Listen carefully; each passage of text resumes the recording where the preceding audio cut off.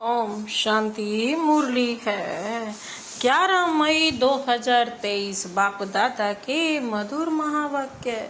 मीठे बच्चे, पहले अपने ऊपर रहम करो, फिर आपका फर्ज है अपने परिवार को स्वर्ग में चलने का सही रास्ता बताना। पहले अपने ऊपर रहम करो, फिर आपका फर्ज है अपने परिवार को स्वर्ग में चलने का सही रास्ता बताना। इसलिए उन्हें भी लायक बनाने का पूरा पुरुषार्थ करो। पहले खुद बदलो, फिर सारे परिवार को रास्ता बताओ। आज का प्रश्न है, तुम किस रेस के आधार से शिवालय के मालिक बन जाएंगे? कौन सी ऐसी रेस लगाएं जिससे शिवालय के मालिक बन जाएंगे? बाबा ने उत्तर दिया, फॉलो फादर मदर। बस शिवाय शिव बाबा के फॉलो किए और किसी को करो ही मत। ब्रह्मा बाबा और शिव बाबा। सिर्फ एक जन्म पवित्रता की प्रतिज्ञा करो, नरक से दिल हटा दो। शिव बाबा तुम्हारे लिए शिवालय स्थापन कर रहे हैं, जहां तुम चैतन्य में राज्य करेंगे। धंधा धोरी करते बाप और स्वर्ग को याद करने से राजाई का तिलक मिल जाएगा, अर्थात शिवालय के मालिक बन जाएंगे। आज का गीत है, तुम ही हो माता पिता, तुम ही हो बंधु सखा, तुम ही हो। ओम शांति। कुछ न कुछ तो करना पड़ता है ना। ओम शांति या शिवाय नमः, परमात्माय नमः कहते हैं ना। ओम शांति हम कहते हैं, हम यह है अपना और बाप का परिचय देना। वह महिमा भक्त लोग करते हैं, त्वमेव माता च पिता त्वमेव। तुम हो बच्चे, तुम तो बच्चे हो जिसकी महिमा भक्त लोग भक्ति मार्ग में करते हैं। आज वह बाप आपके सम्मुख बैठा हुआ है, जरूर सम्मुख था, अब फिर सम्मुख बैठे हुए हैं। यह बातें अभी तुम बच्चे ही जानते हो, भक्त नहीं जानते हैं। तुम बच्चे जानते हो, एक ही बाप है जिसकी महिमा हो रही है। वह बाप तुम बच्चों को कितना सुख दे रहे हैं, जो तुम फिर 21 जन्मों के लिए फिर कभी दुखी नहीं होने वाले हो। ऐसे बाप के सम्मुख तुम बैठे हो। तुम जानते हो, यह हमारा बेहद का बाप है, जो हमको स्वर्ग के सुख देने लिए सर्विस कर रहे हैं। बाप हमेशा बच्चों को रचकर उन्हों की सेवा कर लायक बनाते हैं। बाप जैसे कि बच्चों का गुलाम बन जाता है। लौकिक बाप भी तो कितनी सेवा करता है बच्चों की। लौकिक बाप भी बच्चों की पालना करने में कितनी मेहनत करते हैं। रात दिन यह चिंतन रहता है कि बच्चों की सेवा कर बच्चों को लायक बनाए। वो है हद की रचना के गुलाम, और यह तो है फिर बेहद की का बाप। यह भी कहते हैं, बच्चे पूरा फॉलो करो और पूरा वर्षा लेकर स्वर्ग के मालिक बनो। बच्चों पर हमेशा रहम करना होता है। जो सेंसिबल बाप होगा वह कहेगा, बच्चों को भी क्यों ना साथ साथ यह सच्ची कमाई भी कराए। लौकिक बाप की स्थूल पालना तो आधा कल्प से करते हैं। बच्चों की पालना कर बड़ा बनाया, लायक बनाया। बच्चों के लिए विल किया, बस शरीर छोड़ा, जाकर दूसरा लेंगे, दूसरा जन्म लेंगे। वह हुआ हद का बाप, और यह फिर है बेहद का बाप। वह हद का ब्रह्मा है, रचना रच फिर उनका गुलाम बनते हैं। बहुत मेहनत करनी पड़ती है। कहाँ बच्चे कुसंग में खराब ना हो जाएं, नाम बदनाम ना करें, परंतु वह हो गया अल्पकाल का सुख। उन्हें यह पता ही नहीं बच्चा सपूत निकलेगा या कपूत। कई ऐसे कपूत निकलते हैं जो एकदम खाना खराब कर देते हैं, बाप की मिल्कियत को एकदम उड़ाकर चट कर देते हैं। इसलिए बड़ी संभाल करनी पड़ती है। बेहद के बाप को कितना फुरना रहता है। कहते हैं तुम भी वर्षा लो और अपनी रचना को भी वर्षा दो। शिव बाबा को कितना रहम आता है। वो कहते तुम तो लो ही लो और अपनी रचना को भी आप समान बाप समान बनाओ। परंतु फिर भी कपूत बच्चे होते हैं तो बाप का कहना नहीं मानते। बाप कहते हैं पढ़ाई करो तो पढ़ते नहीं, पवित्र नहीं बनते। कोई मुश्किल कोटों में कोई में भी कोई आज्ञाकारी निकलते हैं। यहाँ तो श्रीमत मिलती है, तुम मत पिता हम बालक तेरे, तुमरी कृपा सुख घनेरे।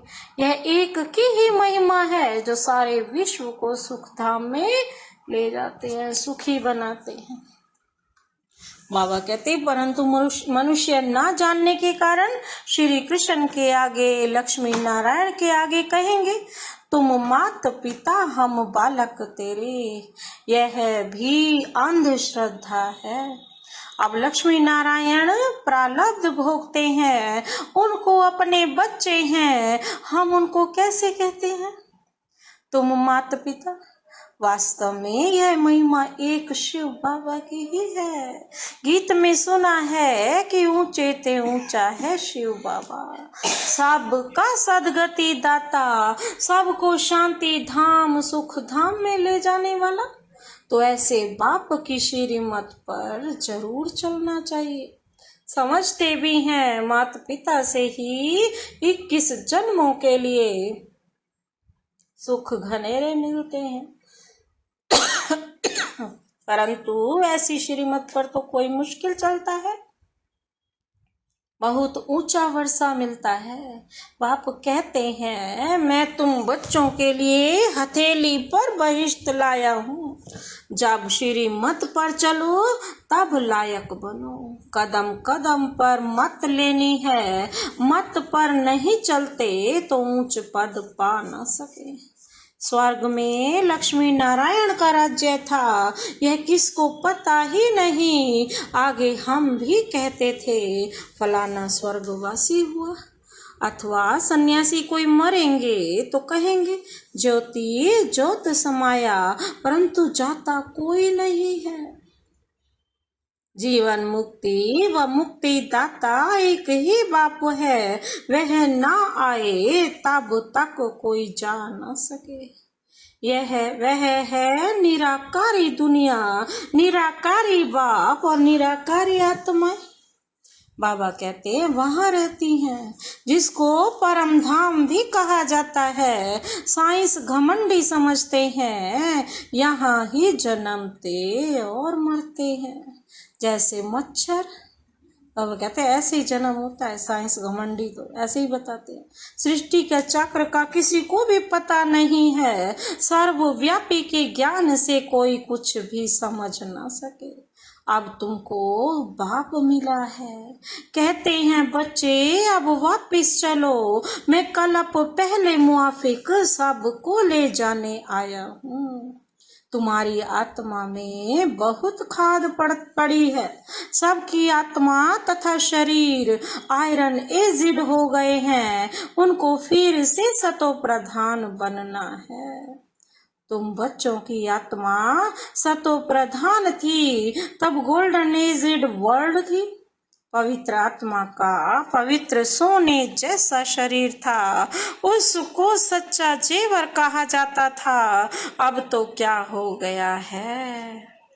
बाबा कहते कहाँ सोने जैसा पवित्र शरीर, और अब बिल्कुल आयरन एजिड बन गया, लोहे जैसा। बाबा कहते हैं 1% भी सच्चा सोना नहीं रहा है, खाद पड़ी हुई है। अब बाप कहते हैं सिर्फ मुझ बाप को याद करो, तो सच्चा सोना बनते जाएंगे, आत्मा उड़ने लग जाएगी। अभी पंख टूटे हुए हैं, जैसा पुरुषार्थ करेंगे वैसा पद पाएंगे। कितनी ऊंची पढ़ाई है। भगवान वाच, मैं तुमको राजयोग सिखलाता हूँ, जिससे तुम राजाओं के राजा बनेंगे। भिखारी पुजारी राजाओं के भी पूज्य बनेंगे। गाया भी है आपे ही पूज्य आपे ही पुजारी। तुम जानते हो हम सो पूज्य देवी देवता थे, फिर हम सो पूज्य चंद्रवंशी बने। हम सो पूज्य और पुजारी बनते हैं, बाप आकर पुजारी से पूज्य बना रहे हैं। अब ज्ञान जिंदाबाद हो रहा है। ब्रह्मा सो ब्रह्मा कुमार कुमारियों की रात अब पूरी होती है।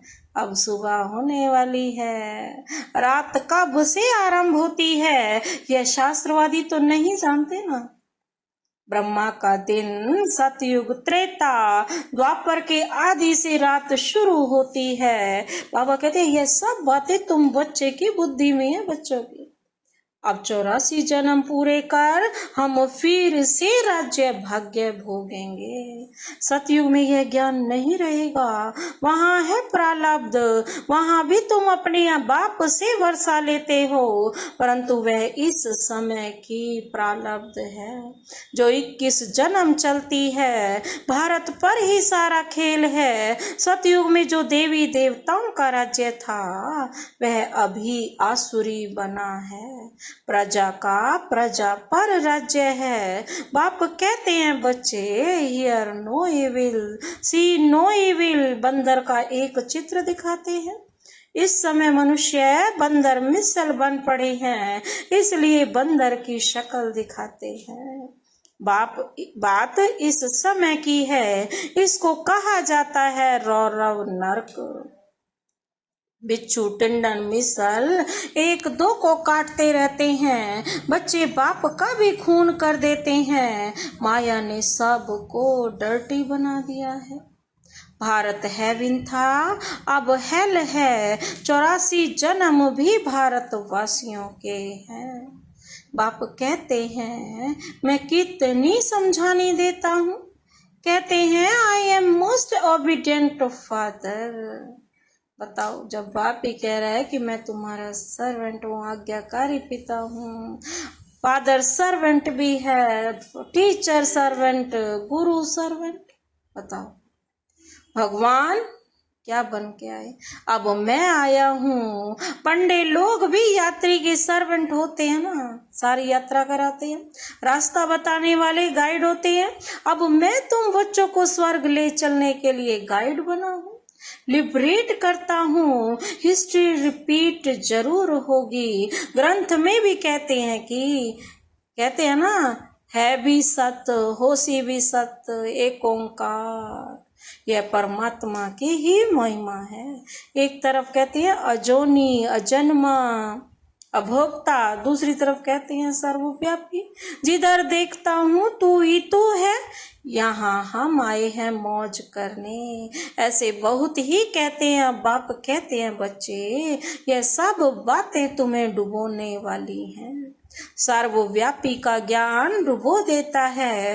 बाप कितना समझाते हैं, कोई तो झट निश्चय करते हैं कि बाप से वर्षा लेना है।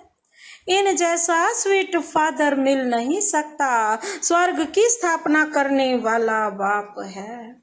जब बाप मिले तब ही हम स्वर्ग के मालिक बने। ऐसे बाप को झट अपना बनाना चाहिए। मुझे तो बच्चे चाहिए जो कल्प पहले बने थे, वो ही आकर सपूत या कपूत बनेंगे। कल्प पहले मुआफिक स्त्री की बच्चों की जवाबदारी क्रिएटर बाप के ऊपर है। उनका फर्ज है बच्चों को भी स्वर्ग का मालिक बनाए। पहले तो अपने पर रहम करो।